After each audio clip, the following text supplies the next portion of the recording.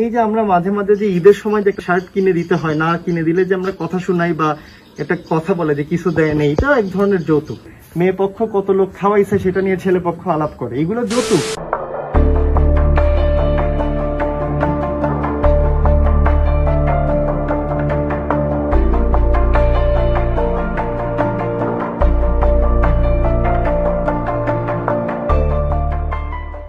আপনি অভিযোগটা আপনি করেছিলেন মনে হয়, আমার কিন্তু ভিডিও পাঠিয়েছেন, বলবেন ঘটনাটি?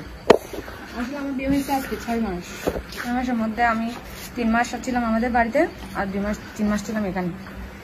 আমাকে জিনিস নিয়ে আসলে আমাকে সবাই মানে কিছুদিন ঠিক থাকি, আর তারপর আবার মানে আমার বাড়ি চলে যেতে হয়।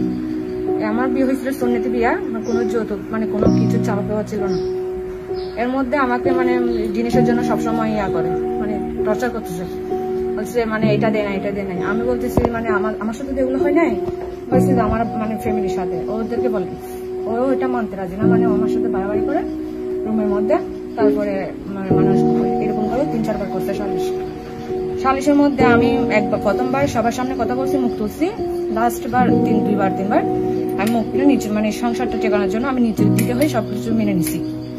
লাস্ট যেদিন আমি এখান থেকে যাচ্ছি, আমাকে বলছে যে এখানে আর আসতে পারবে না, মানে এখানে তুমি আর ঢুকতে পারবে না, নিচু হয়ে থাকতে হবে। জিনিসপত্রের জন্য হয়েছিল সমস্যাটা। আমি তারপর আমার ভাই এসে আমাকে যখন আসছে, আমার ভাইয়ের সাথে ঝগড়া বেঁধে ফেলছে ওরা ভাই বোন মিলে। চলে যাওয়ার পর আমি আজকে গেছি 2 মাস, আমার সাথে কোনো যোগাযোগ রাখে নাই। এটা আপনার শ্বশুর বাড়ি, আপনার সাথে যে সমস্যাগুলো সব এই বাড়িতে। তো মূল সমস্যা হচ্ছে আপনার বিয়ের সময় আপনার থেকে কোনো কিছু চাবে বলে এরকম কিছু বলেনি, তারপরও আপনার বিয়ের পর আপনার কাছে নানান ধরনের জিনিস চাওয়া হচ্ছে, এটা হচ্ছে মূল ঘটনা। আমি কি ঠিক বলেছি? আপনার থেকে জিনিসগুলো কে চাচ্ছে এবং কি চাচ্ছে একটু বলবেন কি? তার মধ্যে জিনিস দেওয়া হয়েছিল, মানে আমার ভাইয়া তারপর আমার কষ্ট করে জিনিসগুলো দিয়েছিল, বছরের জিনিসও দিয়েছিল। আমি যত 3 বার গেছি 3 বার জিনিস নিয়ে আসছি, ভালো ছিলাম। জিনিস বেশি চাচ্ছিল যে আমার শাশুড়ি চাচ্ছে না, শাশুড়ি চাচ্ছে না, শাশুড়ি সবাইকে বলে দিচ্ছে যে মানে মেয়ের মনে কষ্ট পাবে, যেন কাউকে কিছু না বলো। হাজবেন্ড রুমের মধ্যে। আপনি একটা কথা বলেন আমাকে, এখন কে কে আছে এখানে? আমি আছি, আমার ভাই আছে। আমার স্টক করছে তো উনি বাসায়। আপনি ওনার? আমি মানে আমার ছোট ভাই আর কি, ছোট ভাই বউ আর কি। উনি হচ্ছে ছোট ভাই, রবেল হচ্ছে ঈদুল আজহার 1 সপ্তাহ আগে স্টক করছে। আপনার তোমার সাথে কথা বললেন, ওর হাজবেন্ড। আপনি ওনার হাজবেন্ড, এই তো? এখন আমি আপনাকে পরিষ্কার জিজ্ঞেস করি, আপনার জিনিসপত্র আপনার কি কি লাগবে? আমার কোনো জিনিসপত্র চাওয়া ছিল না। আমি আল্লাহর কসম করে বলতেছি, আমি একজন মুসলমানের সন্তান। ও ঝগড়া করছে শুধু, ও বলতেছে আমার বড় ভাইয়ের ওয়াইফ এটা ব্যবহার করতেছে, মোবাইল ব্যবহার করতেছে, এটা সেটা এগুলো ব্যবহার করতেছে, এগুলো আমাকে দিতে হবে। আমি বলবো সবকিছু দিব, আস্তে আস্তে সবকিছু হবে, তোমার বিয়ে হয়েছে মাত্র কয়দিন হয়েছে। এরকম বলার পর সবকিছু বলার পর ও এগ্রেসিভ আমাকে বলে। আমি সহ্য করতে না পারি রুমের মধ্যে, আমি এসে কি করি, আমার মা বাবাকে সবকিছু খুলে বলি। এখানে বলে আমার সাথে ঝগড়া করার সাথে সাথে বলে মাথা বাড়ি খাইয়ে কপালে মাথা ফুটে ফেলাই। মাথা বলে আমি ফাঁসি খাবো, আমি মরে যাব। ওর বোনকে ফোন করে বলে আমি মরে যাওয়ার পর ফ্যামিলি সবাইকে, আমার শ্বশুর বাড়ির ফ্যামিলি সবাইকে মানে জেলের ভাত খাওয়াবে।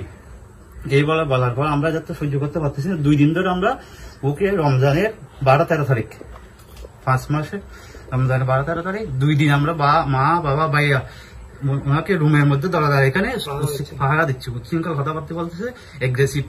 এগুলো বলার পর আমরা স্থানীয় মেম্বার এবং গণ্যমান্য ব্যক্তি সবাইকে বলার পর ওনারা আসার সিদ্ধান্ত দিয়েছে। সিদ্ধান্ত দেওয়ার পর এখানে বলছে উনি স্থান পরিবর্তন করতে হবে, মানে কিছুদিন বাপের বাড়ি গিয়ে ঘুরে আসলে ও সব ঠিকঠাক হয়ে যাবে। আমি এখানে উনি যে কথাগুলো বলছে এগুলো কি সত্য না? এখানে কিছু সত্য হ্যাঁ, কিন্তু আমি ফাঁসি খাবো বলছি, আমার থেকে যৌতুক চাওয়া হচ্ছিল। আচ্ছা, আমি এখানে বলি, আমি বেশিরভাগ জায়গায় বেশি সময় নষ্ট করি না। প্রথমত হচ্ছে যে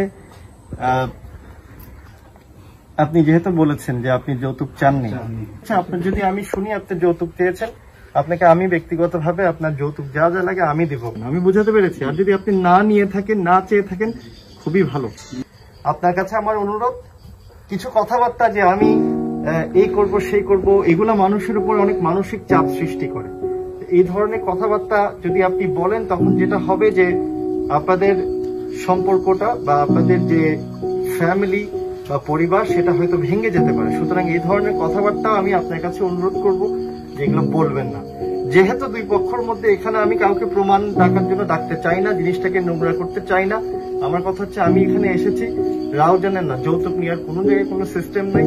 অনেক সময় যৌতুক চাইতে হয় না, এটা মুখ দিয়ে বলতে হয় না, কিন্তু আমরা বাংলাদেশে যে সমাজটায় থাকি এখানে কিন্তু যৌতুক প্রচলিত হচ্ছে। এবং এই যে আমরা মাঝে মাঝে যে ঈদের সময় যে একটা শার্ট কিনে দিতে হয়, না কিনে দিলে যে আমরা কথা শোনাই বা একটা কথা বলে যে কিছু দেয় না, এটা এক ধরনের যৌতুক। তো আমার অনুরোধ হবে মিটমাট করে, আমি এখানে আপনাদের এখানে যেখানে আসছি জিনিসটা মিটমাট করে সুন্দরভাবে থাকেন, সুন্দর করে গুছায় একে অপরের সাথে মিলেমিশে। এইসব যৌতুক যাতে আমি আর না শুনি। আমি বুঝাতে পেরেছি আপনাকে? আমি কি আর কোনোভাবে সহযোগিতা করতে পারি? কিন্তু আমি শুধু এতটুকু আসছি, কোনো জায়গায় কোনো অত্যাচার রাউজানি কোনো আমার বোনের উপর অত্যাচার হবে এটা তো আমি নেব না। এটা নিয়মে আমাদের পড়ে না, এটা বেআইনি, এটা সব জায়গায় এটা খারাপ। এটা একটা মানুষের এটাও খেয়াল রাখবেন। আমি যে কথাগুলো বলছি যে মানুষকে কোরবানি ঈদের সময় যে এখন যে গরু কথা একজন আরেকজন, এটা যৌতুক ছাড়া কি মনে হয় আপনাকে? যৌতুক না, মেয়ে পক্ষ কত লোক খাওয়াইছে সেটা নিয়ে ছেলে পক্ষ আলাপ করে, এগুলো যৌতুক। আমরা তো এগুলো করি, এটা এই সমাজেই তো আমরা বসবাস করি। সুতরাং এই জায়গাগুলো একটু দেখার চেষ্টা করছি। আপনাদেরও ধন্যবাদ। ঠিক আছে।